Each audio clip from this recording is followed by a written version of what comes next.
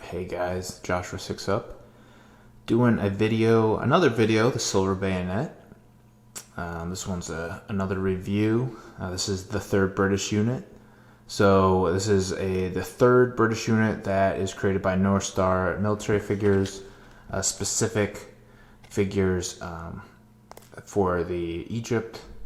I guess there's like a campaign scenario book, and we can take a look at what's included.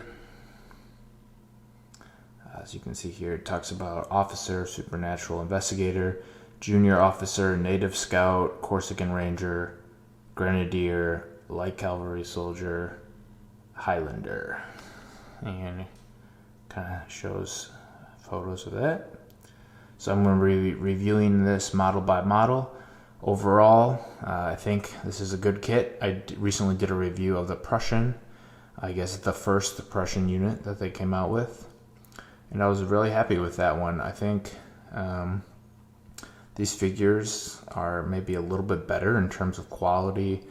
When I received them in the box, there's hardly any, bending or fixing of any of the metal components. All single piece metal miniatures. So really happy with that. I think ultimately I added a little too much grime and paint and stuff to the figures, but I'm happy with how they turned out. But I think there's definitely things that could be done a little bit better. But let's check them out, take a look at the figures, and go over each one. First figure we got, this is a captain that's included in the unit.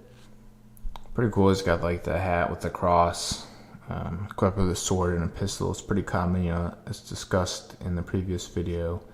The captain is one of the models where you can really customize, pick different traits and attributes, and just kind of pick your loadout and the different specialized equipment and ammo that they might have in the game.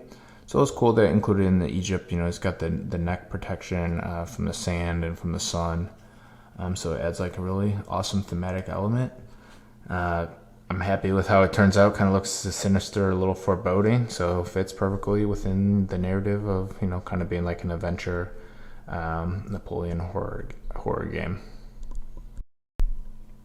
Up next we have the junior officer.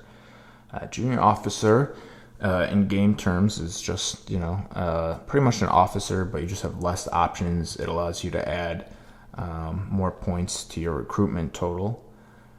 So in game terms, it's another customizable character. This is a really awesome model. It's cool. He kind of has like a fencing pose, so I might give him a kind of fencing weapon. It's got a very nice kind of bicorn type of deal. Really huge. Fits the time. In Egypt would have been like 1801, 1803-ish, around that time when the British were in Egypt. I think I added a little bit too much grime to him, but I think a fun model. Happy with that. Cool. Great to have it. Let's keep going. All right. Up next, we got my favorite model in the entire set. The booklet kit describes it as the Corsican Ranger, as a light infantry. So within the game terms, I'll just be running him as a rifleman. So he just has longer range than standard infantry with muskets. But yeah, super awesome. He's got like the light blue pants, the green coat, and some of the red jacket. Also has the sun kind of protector. And yeah, just like a really awesome model with the Shako. It was cool learning a little bit of history about the Corsican Rangers and their role in the Egyptian campaign. And so that was a nice side experience of learning about the uniform and that with their experience in Egypt.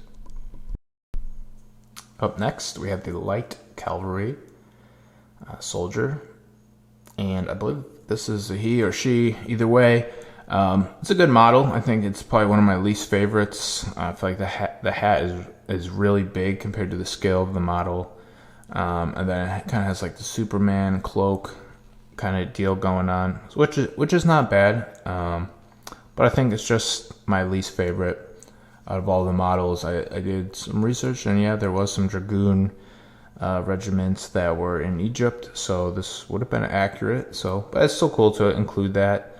I don't think that this particularly, I mean, I'm not a huge, I don't know that much about my British Army history.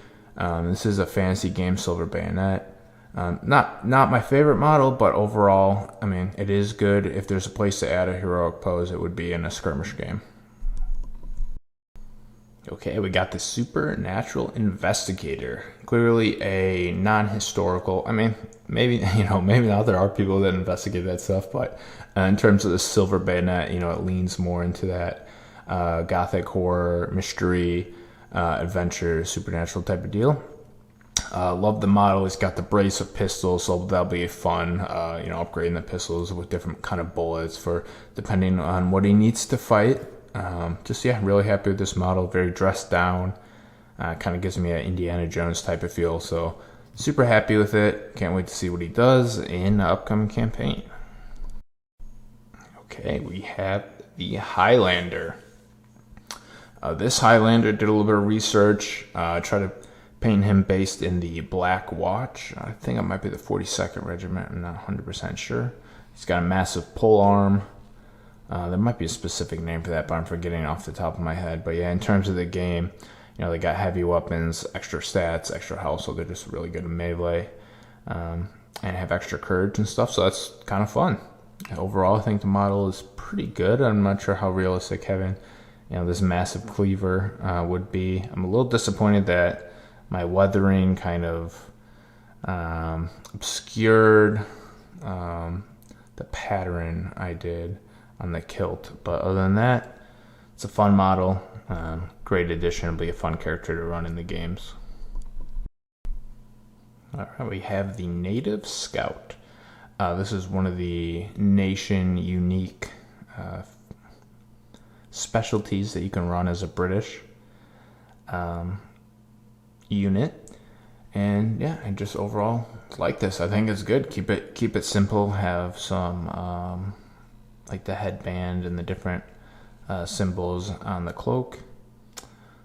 I think it's good in game just to have a figure that represents somebody who kind of knows the way of the land, a native Egyptian that would help guide the British as they are discovering the secrets that Napoleon was looking for in the Egyptian desert. And that will be what the campaign's about. But model's good, rifle's good. Good model. Moving on. All right, last and not least, we have the Grenadier.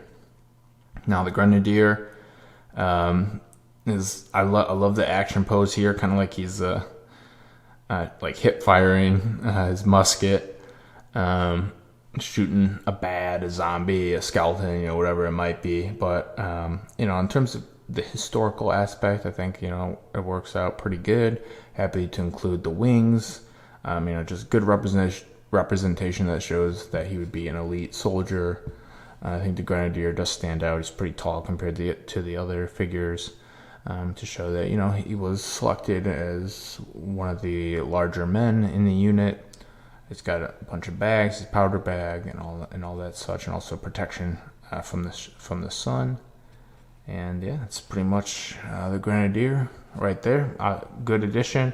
Glad to have him turn to game stats. It's just more stats than just a basic infantryman. So that is the sum of all 8 of them.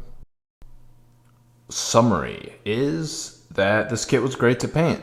I was really happy with it. Well worth it for the value. I think it's got some very unique characters that are specific to the British.